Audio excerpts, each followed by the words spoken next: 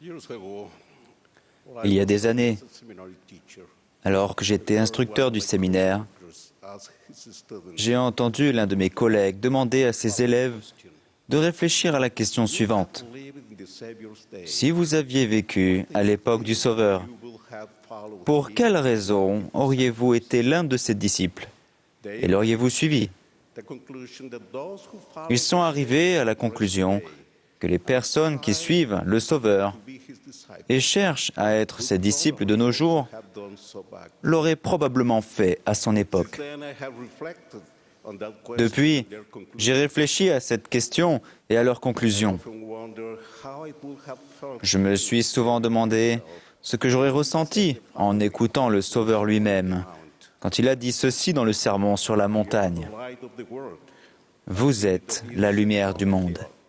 Une ville située sur une montagne ne peut être cachée, mais on n'allume pas une lampe pour la mettre sous le boisseau, mais on la met sur le chandelier, et elle éclaire tous ceux qui sont dans la maison.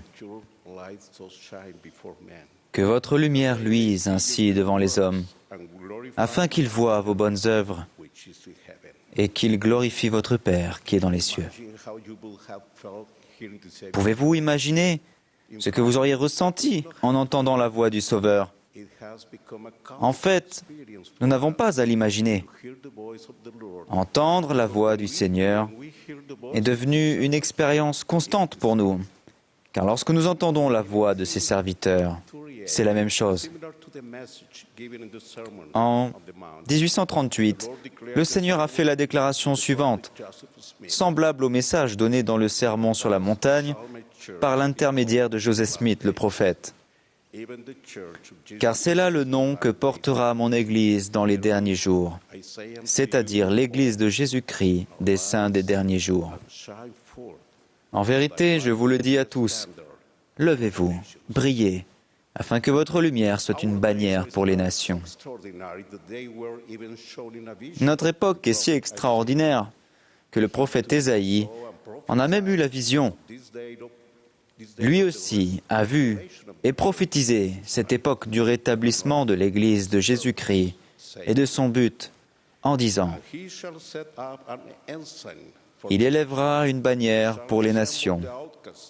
Il rassemblera les exilés d'Israël. Et il recueillera les dispersés de Juda des 4 extrémités de la terre. » Dans le contexte scripturaire, un étendard ou une bannière est un drapeau autour duquel des gens ayant un but commun se rassemblent. Dans les temps anciens, un étendard servait de point de ralliement pour les soldats au combat. Symboliquement, le livre de Mormon et l'Église rétablie de Jésus-Christ sont des étendards pour toutes les nations.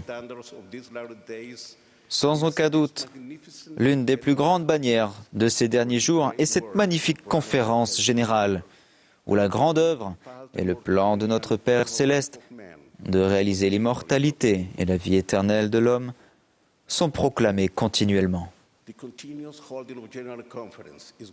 La tenue régulière de la conférence générale est l'un des plus grands témoignages du fait que nous, saints des derniers jours, croyons tout ce que Dieu a révélé, tout ce qu'il révèle maintenant, et que nous croyons qu'il révélera encore beaucoup de choses grandes et importantes concernant le royaume de Dieu.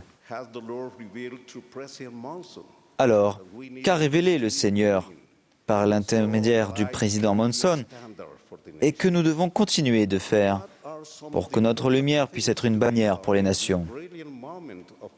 Quelles sont les choses importantes à faire à cette époque brillante de l'édification de Sion et du rassemblement d'Israël?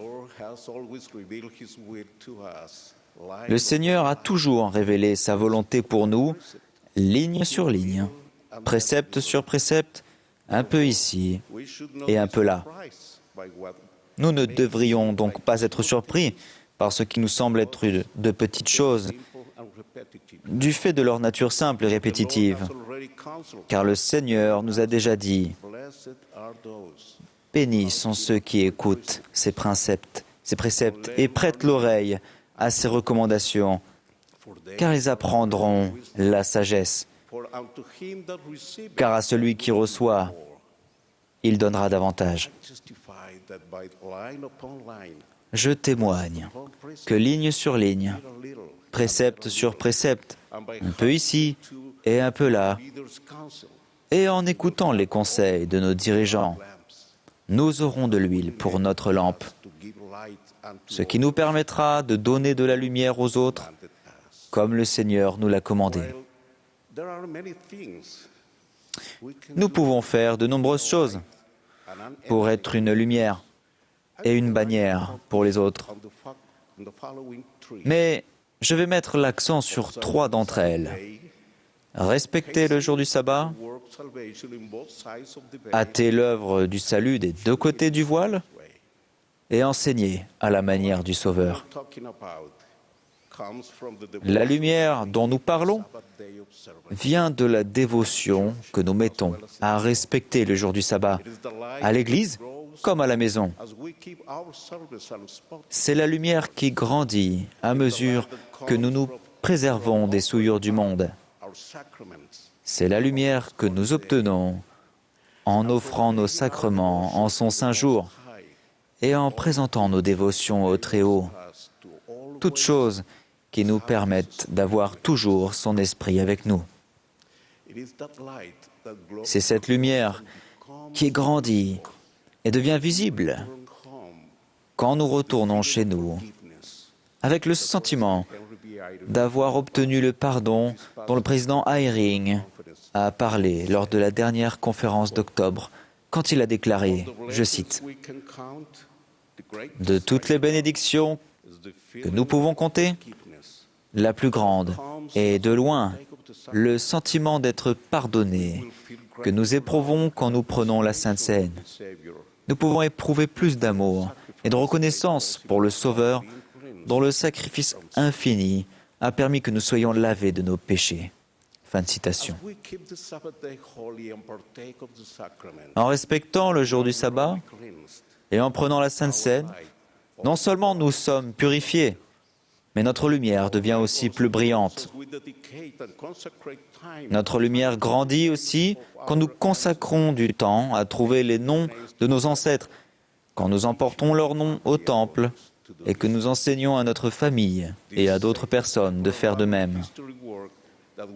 Cette œuvre sacrée du temple et de l'histoire familiale à laquelle nous participons avec les saints des 2 côtés du voile va plus que jamais de l'avant avec la construction des temples du Seigneur. Désormais, les temples réservent des heures aux familles qui viennent avec leur propre carte.